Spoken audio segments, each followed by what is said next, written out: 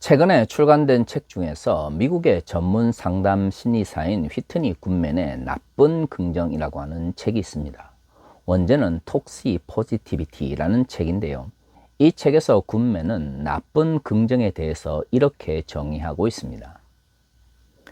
건강한 긍정은 현실과 희망을 모두 수용한다. 하지만 나쁜 긍정은 감정을 부인한 채 그저 억누르라고 강요한다. 원제를 그대로 번역을 하면 해로운 긍정 정도 될 것입니다. 사실 요즘 여러 심리학 혹은 상담학 책을 보면 인간의 긍정적 사유방식에 대해서 대단히 좋은 평가를 내리는 경우가 많습니다. 아무래도 우리가 살아가는 세상이라고 하는 것은 우리가 원하는 대로 다 이루어지지는 않는 거죠. 우리의 욕망은 이만큼 저만큼 크지만 우리의 현실은 그 욕망을 다 채워주지 못하는 경우가 대부분입니다. 또한 자신이 이루고 싶은 욕망과 자신이 가지고 있는 능력의 차이가 나타나는 경우도 대부분이죠. 그러다 보니 자기계발서라든가 상담 혹은 심리학 책들 보면 긍정적인 사유를 통해서 무엇인가 자신의 목적과 욕망을 향해 달려나가는 것을 강조합니다. 물론 그러한 것들이 상업적인 측면에서는 분명 중요할 것입니다. 사람들이 현실 속에서도 자신이 원하는 바를 이루지 못하는데 책을 통해서도 그것을 이루는 방법을 알지 못한다면 굳이 그 책을 살 필요가 없기 때문이죠. 하지만 인간의 긍정이라고 하는 것은 무한정 좋은 것 혹은 그 사람이 원하는 욕망을 이루어주는 것은 아닙니다. 최근에 상업주의에 물든 출판계의 흐름을 보면 자신의 현실과 능력을 부정한 상태에서 자신의 욕망만을 향하여 달려나가는 인간의 모습을 무조건적으로 긍정하는 책들이 인기를 얻고 있습니다.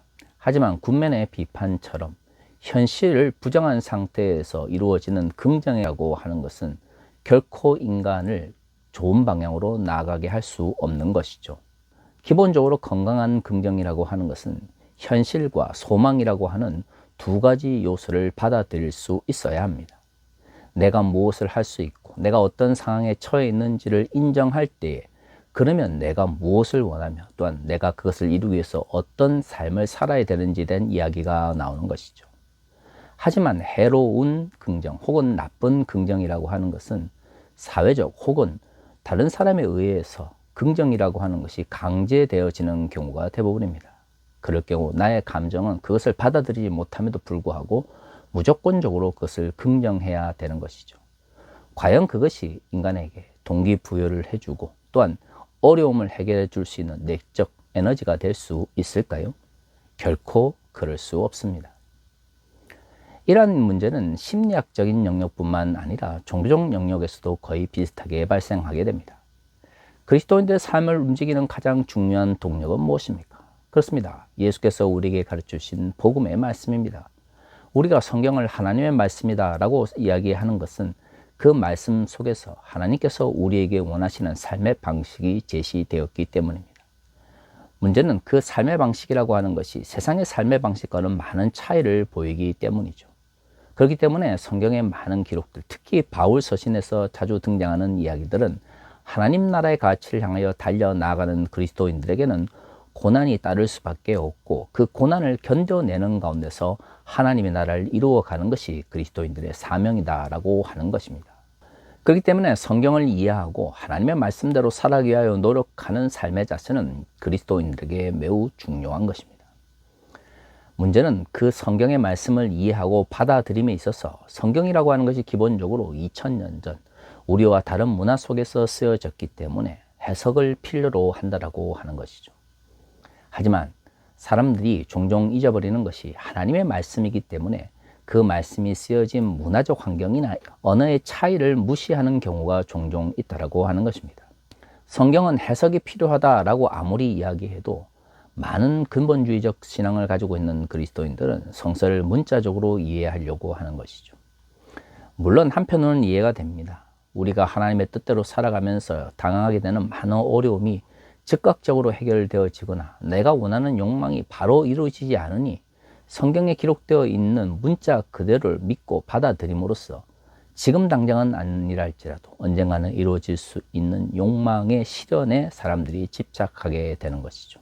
하지만 그런 식의 문자주의적 성서 해석은 어떤 경우에도 하나님 나라의 가치를 이루는 데 도움이 되지 않습니다.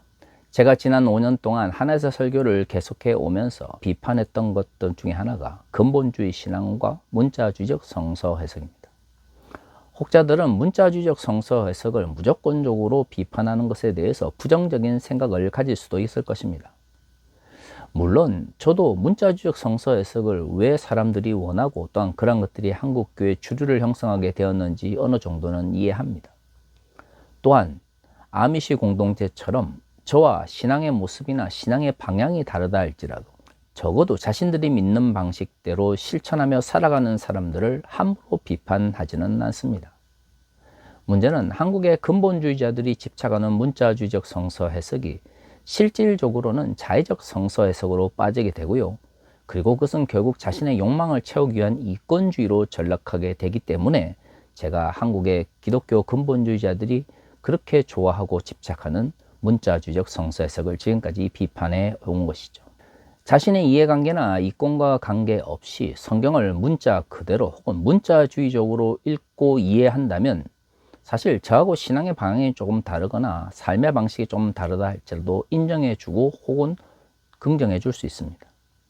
하지만 한국의 근본주의자들이 시도하는 문자주의적 성서 해석이나 문자적 이해라고 하는 것이 결국에는 다른 사람들에게 엄격하게 적용하면서 자기 자신에게는 굉장히 관용적으로 적용하는 이중적 성격 혹은 가식적 모습을 드러낸다는 것이죠. 그것이 바로 자의적 성서 해석이라고 말할 수 있는 것입니다. 이런 식의 문자주의적 성서 해석의 가장 큰 문제는 많은 한국교회 권위주의적인 목사님들이 자기 자신에게 적용되어지는 성경의 말씀은 문자적으로 받아들이지 않으면서 성도들에게나 혹은 자신의 이권과 관련되어서는 성서를 문자적으로 믿고 따라야 한다고 강조하는 경우에 발생하게 됩니다. 성경은 그리스도인들이 어떻게 이 땅에서 살아가야 되는지에 대해서도 많이 이야기하고 있지만 교회 지도자들에 대한 명령도 담고 있습니다.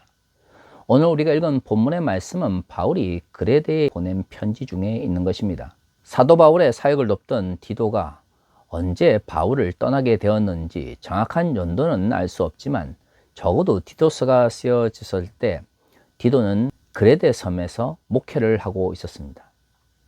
우리말 성경에 그레데라고 번역되어 있는 이 섬은 크레타 섬을 의미합니다. 크레타 섬은 인류 문명사에 있어서 대단히 중요한 곳이죠.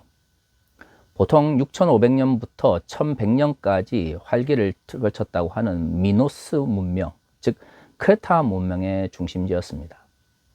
이후에 크레타 문명이 쇠하고 나서 미케네 문명이 발전했을 때에도 이 크레타라고 하는 도시는 굉장히 활발하게 그 영향력권에 있었던 것이죠. 이처럼 크레타라고 하는 것, 우리말 성경에 그레데라고 하는 곳은 문명이 일찍 발전하면서 당시 에게 문명의 중심지로서 많은 이들의 관심사였습니다. 물론 사도 바울이 사역을 하던 당시에는 팍스 로마나의 시대였기 때문에 과거처럼 화려한 문명을 펼치지는 못했지만 어떻든 그리스 철학의 발전에 많은 영향력을 미친 만큼 다양한 문화적 풍성함이 그 섬에 있었던 것이죠. 그곳에서 예수 그리스도의 복음을 전하면서 바울은 디도를 통해서 교회가 안정되기를 바랐습니다. 우리가 사도행전을 통해서 알 수 있는 것처럼 그리스 지역, 특히 철학이 발전했던 지역에서 복음을 전할 때 바울과 그의 제자들이 큰 어려움을 겪은 것을 알 수가 있습니다. 아무래도 문명이 일찍 발전했고 철학이 발전했던 곳이기 때문에 기독교라고 하는 새로운 가르침이 들어왔을 때 많은 이들이 여기에 대하여 불신을 가질 수밖에 없었을 것이고요. 그렇기 때문에 바울은 또 다른 전도 여행을 위해서 떠남에도 불구하고 디도를 남겨놓고 그곳에 교회가 안정되기를 바랬던 것이죠. 오늘 본문을 보면 바울이 디도를 그레데 섬에 남겨놓은 이유 중에서 사도 바울이 시작한 일 중에 마무리를 짓기 위한 것이라고 말하고 있습니다. 그것과 관련돼서 가장 중요한 것이 장로를 세우는 것이다 라고 말하고 있죠. 오늘 우리가 읽은 본문의 말씀은 바로 그 장로를 세움에 있어서 그 기준을 바울이 디도에게 전달하기 위한 것입니다. 오늘 본문을 잘 읽어보시면 알겠지만 장로와 감독에 대한 기준이 함께 소개되어져 있습니다. 사실 오늘날에는 신학 공부를 전문적으로 해야만 목사 안수를 받는 경우가 대부분이죠. 과거에는 장로들 중에서 감독을 뽑아서 교회를 맡기고 또한 하나님의 사역을 감당하게 하는 경우가 많았습니다. 한국교회는 종교적 위계 구조가 너무 강하기 때문에 담임 목사나 부목사, 목사와 장로, 집사와 일반 성도와 같이 교회 직분을 위계화하는 잘못된 전통을 가지고 있지만, 사실 교회 직분이라고 하는 것은 역할에 따른 분담인 것이지 결코 높고 낮음의 문제가 아니었습니다. 장로란 나이가 들면서 다른 사람들에게 존경을 받는 신앙의 모습을 보여주는 사람들을 의미하는 것이었고, 그들을 뽑아 교회의 중요한 역할을 맡겼던 것이죠. 그러한 장로들 중에서 교회의 지도자로서 세워진 사람들이 바로 감독이었습니다. 그렇기 때문에 장로와 감독에 대한 말씀은 오늘날 목사라는 직분을 가지고 있는 모든 이들에게 공통적으로 적용될 수 있는 것이죠. 그렇기 때문에 오늘의 본문의 말씀을 문자주의적으로 이해한다거나 혹은 문자 그대로 받아들이기를 원한다면, 목사가 되려고 하는 사람들이 굉장히 엄격한 윤리적 삶의 모습을 다른 사람들 혹은 성도들에게 보여줘야 합니다.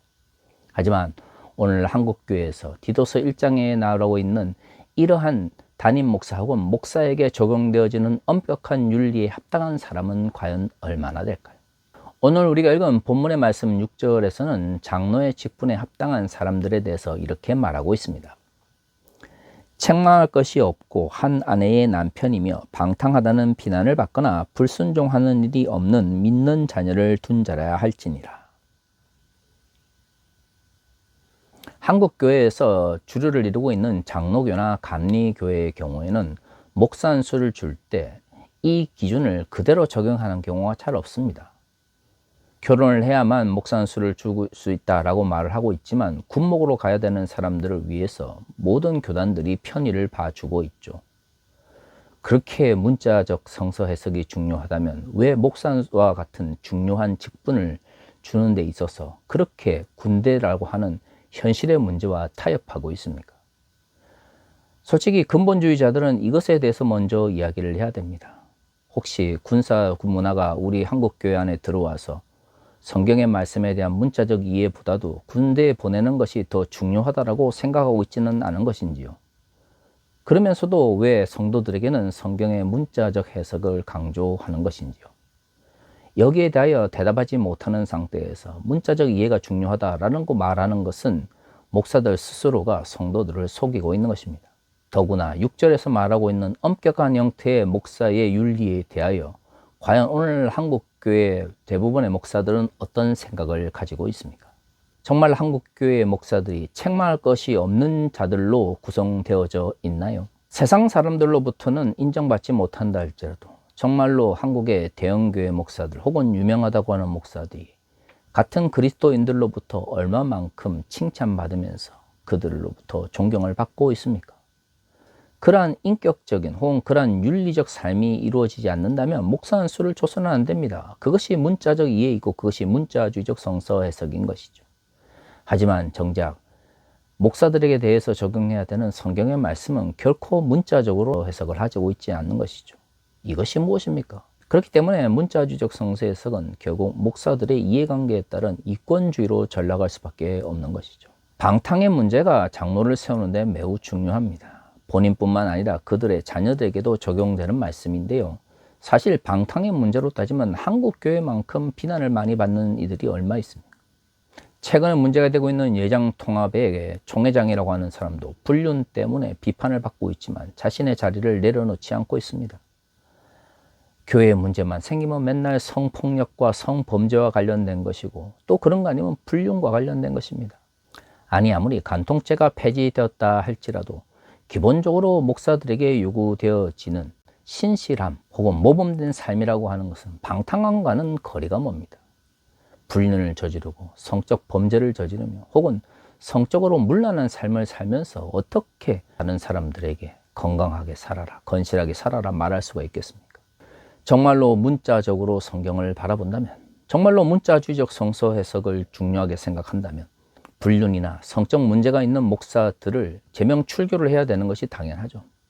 하지만 오늘날 한국교회는 그렇지 않습니다. 제가 속해 있었던 예장합동교단만 하더라도 인천 새서만교회 그루민 성폭력 범죄가 발생하고 피해 교인들이 발생했음에도 불구하고 그들을 돕는다는 저의 사역 때문에 저를 제명 출교를 했지, 정작 성폭력 가해자를 돕고 그들의 이권을 위해서 노력했던 이들에게는 그 어떤 제재나 그 어떤 제명 출교도 이루어지지 않았던 것이죠. 이것이 단순히 예장 합동이나 예장 통합만의 문제겠습니까?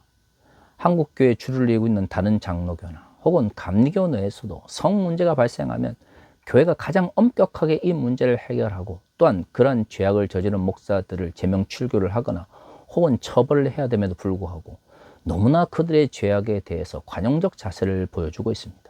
이것이 무슨 성경을 문자적으로 이해하는 방식인가요?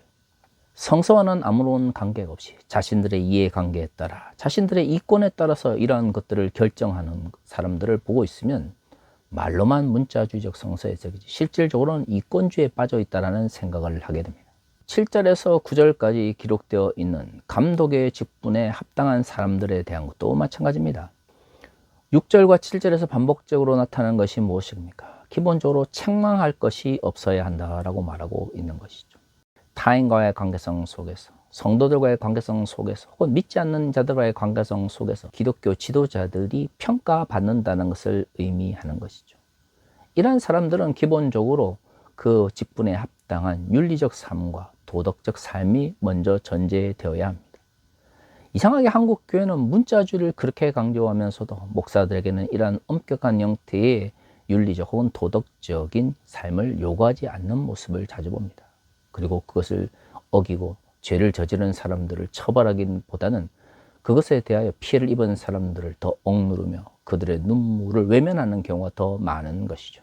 실제적으로 한국교회에서 오늘의 본문에서 가장 문자적으로 이해하고 있는 것 중에 하나가 술을 마시지 않는다라고 하는 것입니다. 근본주의적 교회들 혹은 근본주의적 신앙을 가지고 있는 이들은 대부분 술, 담배를 금하는 것이 목사의 가장 기본이라고 생각을 합니다.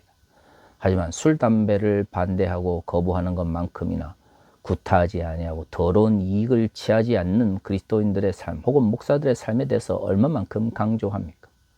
한국교회에서 문제가 생기는 대부분의 경우는 돈에 관련된 것입니다.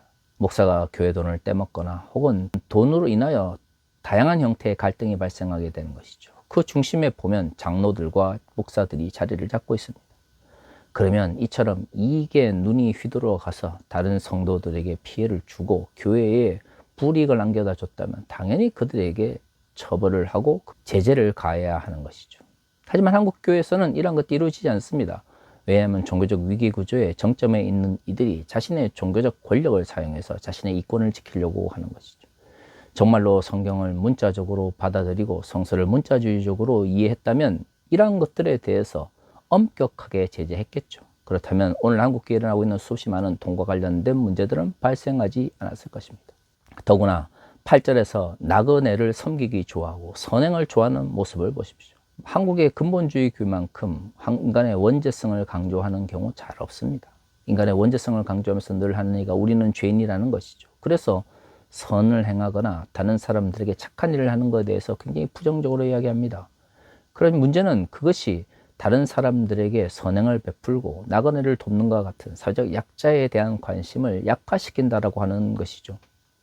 이런 것들이 모여서 결국에는 동성애만이 오직 죄이고 나머지 모든 죄들은 다 받아들이고 용납해주는 이중적인 한국교회의 모습이 나타나게 된 것입니다. 그 중심에 한국의 근본주의적 목사들과 장로들이 자리 잡고 있습니다. 도대체 한국교회를 누가 망가뜨리고 있습니까? 성서를 문자적으로 이해하고 있다라고 주장하는 사람들이 스스로 성경을 문자적으로도 문자주의적으로 받아보지 않으면서 자신의 이권에 따라서 성경을 왜곡하고 있는 것이죠.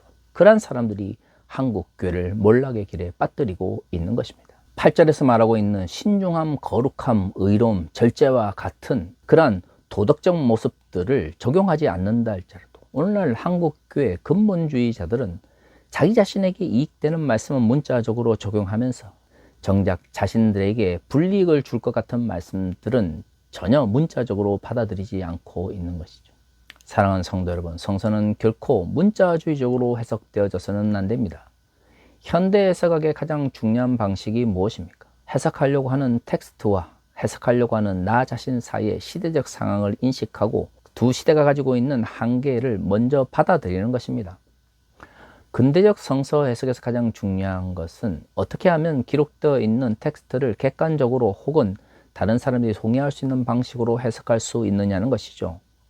슐라이마의 성서 해석이 근대 해석학의 출발점이 된 것도 결국에는 모든 사람들이 동의할 수 있는 성서 해석의 방법을 찾고자 했기 때문입니다. 하지만 20세기 들어서 현대 해석학이 발전하게 되면서 많은 이들이 의문을 제기하게 된 것이죠. 해석하고자 하는 나 자신이 왜곡된 인식을 가지고 성서나 텍스트를 바라보게 되면 아무리 내가 올바른 방법으로 그 시대의 생각을 읽어내려고 하더라도 기본적으로 왜곡될 수밖에 없는 것이죠. 내가 극우적 생각을 가지고 내가 왜곡된 사회적 인식을 가지고 성서를 바라보면 그곳에 있는 성경의 말씀이 올바르게 이해될 수가 있겠습니까? 결코 그럴 수 없습니다. 20세기 후반의 성서 해석은 그렇기 때문에 나의 생각이 혹시 이데올로기에 의해서 왜곡된 방식으로 정립되지 않은지를 돌아볼 수 있는 성찰을 강조합니다. 그런 후에야 비로소 해석하고자 하는 나 자신과 내가 해석하고자 하는 텍스트 사이의 차이를 줄이기 위해 노력할 수 있는 것이죠. 이것이 가다모나 하버마스로 대표되지는 현대 해석학의 기본 자세입니다. 그러한 것들을 다 제한 상태에서 그저 문자적으로 성서를 받아들이자, 문자주의적으로 성서를 해석하자라고 강조하는 사람들은 결국 자신의 이권을 위해서 자의적으로 성서를 해석하려고 하는 사람들의 또 다른 이름일 뿐입니다. 사랑하는 성도 여러분, 우리 스스로가 끊임없이 우리 자신의 이권에 의해서 하나님의 말씀이 왜곡되고 있지 않은지를 돌아봐야 합니다. 그리고 문자주의적 성서 해석이 아니라 이권주의에 따라서 성서를 왜곡하는 이들을 비판하며 그들과 맞서 싸우고자 하는 용기를 드러낼 때, 표현할 때 비로소 한국교회가 세워질 수 있게 되는 것입니다. 우리 모두가 하나님의 말씀을 이권주의가 아니라 하나님의 뜻을 올바르게 깨닫기 위한 날마다의 노력과 삶을 통하여 표현해낼 수 있기를 소망합니다. 다 같이 기도하겠습니다.